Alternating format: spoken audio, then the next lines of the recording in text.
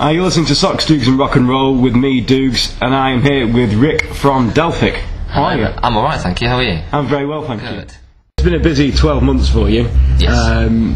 Counterpoint was getting played back in April, May last year. Yeah. So how are you finding the transition from, well, you're now more or less a household name, aren't you?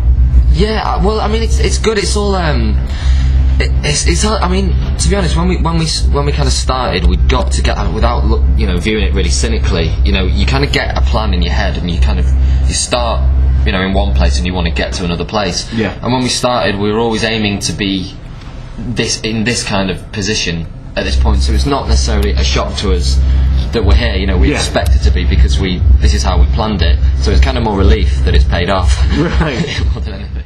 The BBC have tipped you for being the sound of 2010, along with the likes of Ellie Goulding and the drums. Yes. And does that faze you at all?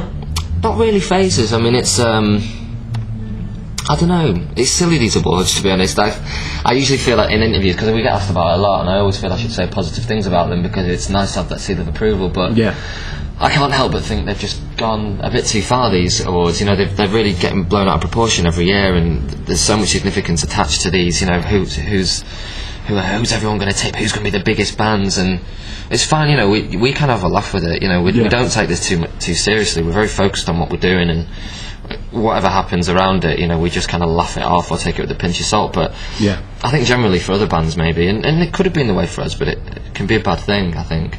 Look at the Bravery; they were number 1 on that list about 4 years. Well, yeah. And now he's that first album was very good. It was good, and now he's writing songs for Shakira, which is ultimately my dream. So maybe that's where it'll go.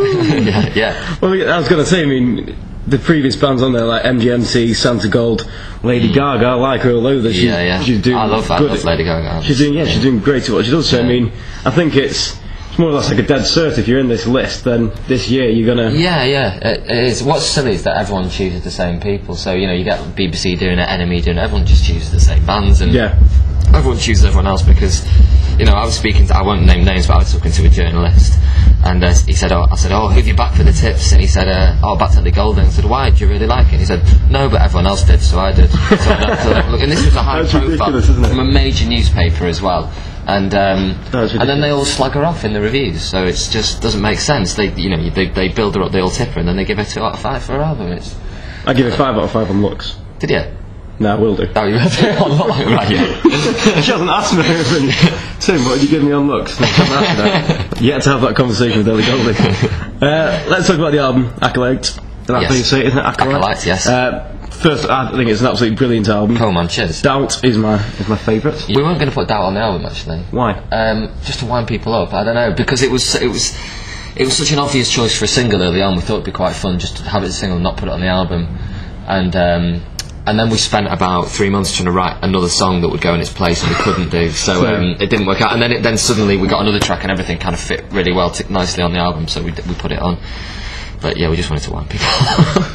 But it didn't quite pay off. No, so we because it was a brilliant track and everything. Yeah, that's the thing. It just worked, didn't it? So, yeah. So how long did it take to make? Not Doubt, the whole record. Yeah. 2 sides to it, really. The first one was the writing side, and I guess it's linked to the studio. We write in a studio, so it's all builds up together. But I'd say 8 months worth of songwriting and recording, and then about another 6 months worth of recording. But we were doing like 2 weeks recording, and then we'd do 2 weeks worth of festivals in the summer. You in person, we'd go off to DJ, and then we'd come back and do 2 or 3 weeks of recording, and then go back to gigs. So it was kind of nice that way, because then you have a breather from it, and the live stuff and the organic elements then seep back into the studio, because that really worked live, let's put that on it, so that was good. But it was quite a lengthy process, but I think I don't know, initial ideas and kind of that 2% inspiration I think should be easy, and it should be natural, and if it's not easy and natural, then there's something wrong. But I think the rest of it, how you build up a song, for us kind of needs to be it needs to be hard work, because there's so much programming and stuff that goes into it. You just need to spend time on it. The album's full of tracks I can't pronounce. Is it Well, that was good. Ephemera. Yeah. Another one, is it Halcyon? Halcyon. Yes. Is there a running theme within the album with all these? Is it just so people can't pronounce it? That's one reason. Again, that's for the same reason we didn't want to put down there. You're an awkward band. Very awkward, wind people up. But no, I mean, there's so many song titles that have just been used, and this is the problem. I don't know, you're making music in this day and age, and so many things have been done, so you're constantly striving to find new you know, gaps or things that haven't been filled yet. And so we just came across a load of really pretty words that we love the sound of. They fit with the feel of the record. Yeah. They all had a kind of theme in terms of the meaning and the feel and the aesthetic of the word. And they hadn't been used that much before, although Halcyon actually has been used before, and we found out later. But with a lot of the other ones, with the majority. Yeah. All the time you compare to New Order. Really? No, who? New who? Yeah. Does it annoy you as a band to be compared to, or saying, oh, they're like New Order? It must be frustrating. Even though New Order are brilliant, don't get me wrong, I love New Order. I like New Order. I mean, I really like New Order. I grew up listening to New Order a tiny bit. Matt, the guitarist, he's not really into New Order that much. He likes the hits, but he's not really that fussed. Likes that Blue Monday one. Yeah, right. And James was the same. When I used to have to convince James to like New Order. He was like, I can't stand his voice. But we knew it had happened because we're from Manchester and we're a band and we do programming and synths, and it's going to happen. And there are elements, you know, I can't deny that have been influencnced, but there's so much on there that isn't New Order as well. Yeah, I think it's but it's the only thing, you know. I remember when Muse came out, they were dubbed the new Radiohead, and then, you know, and so were Coldplay and Foles were the new Radiohead. In fact, I don't know why we weren't the new Radiohead. I mean, if we're from Oxford, we would have been the new Radiohead. Definitely. But yeah, I think, you know, the only thing that will define our music is how we progress. And, you know, New Order people may say it's part of what we're doing now, but it isn't. You know, the new stuff we're writing, they'll find it very hard to compare it to New Order. So are they one of your influences? They're one of a thousand, you know, influences that have gone into it. 5 influences. 5 influences. Well, a bigger influence. If I had to pick some, I mean, we're really influenced by kind of, I guess, you know, techno music. So the minimal stuff and Berlin. So we went and recorded the album in Berlin, and that was really important in terms of the tones of the synths and stuff we use and the drum sounds. And then, so that's a huge. I mean, I can't really pick out one particular artist, but like I don't know, Tony Leone, Joris Vaughan, and people like that. And then and Ewan Pearson himself, I was quite influenced by him. And then it would be stupid not to put New Order in there because people would. But no, I'm not going to put New Order in there because I want to. It's fun to think of new people. Orbital, you know, I'd prefer people to say we're Orbital with guitars. Really, I think that would be if people had to look to the past.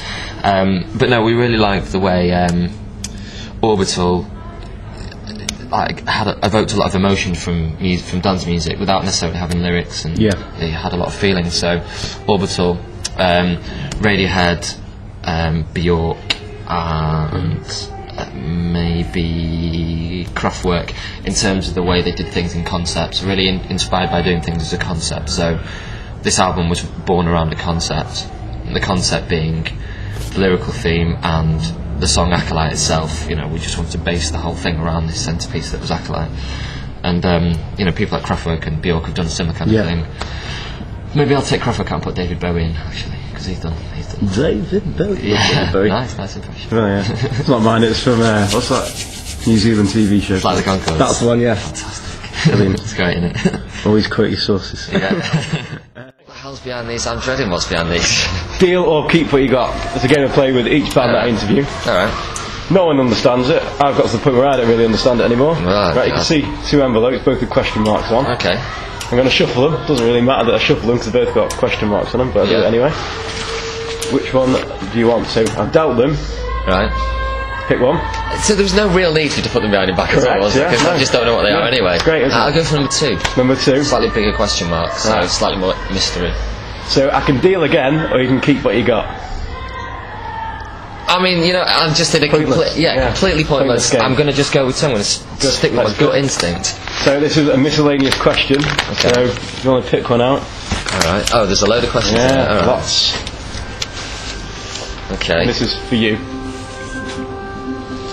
Oh, okay. So Gareth Tantrum of Leeds. Was this specifically directed to us, or was that just to anyone? To any band that picks it out. What musician, living or dead, would you most like a night out on the beers with, and why? Probably Bjork, because I'm completely obsessed with her, and this is the reason why we're going to Iceland, because I'm really hoping I'm going to bump into her. Yeah, so I figured, you know, Iceland's not that big. I'm sure I'm going to bump into my. Yeah. No, Bjork's been an obsession of mine for a number of years, musically and visually, and you know, everything. I'm just completely in love with her. So I don't know. She's constantly striving to move forward, and I'd love to pick her brains about it. So, just on a side note, do you think the game's rubbish? Deal or keep what you got? I think the game's good. It's just the whole build-up to it is terrible. Is slightly pointless. Yeah, pointless. Doesn't really achieve that much, apart from just building up tension and excitement, which you are clearly excited about. I was excited about it. Yeah, it's just a shuffling, just not unnecessary. Because it's like I've got 2 cards, 1 or 2, and then you put them in your back, and then you've still got those 2 cards. I'm still going to do it. Just makes no sense. I'm still going to shuffle it. I think you should. It's a good talking point. It is a good talking point. I can imagine other people pick up on it because it is essentially stupid. Yes.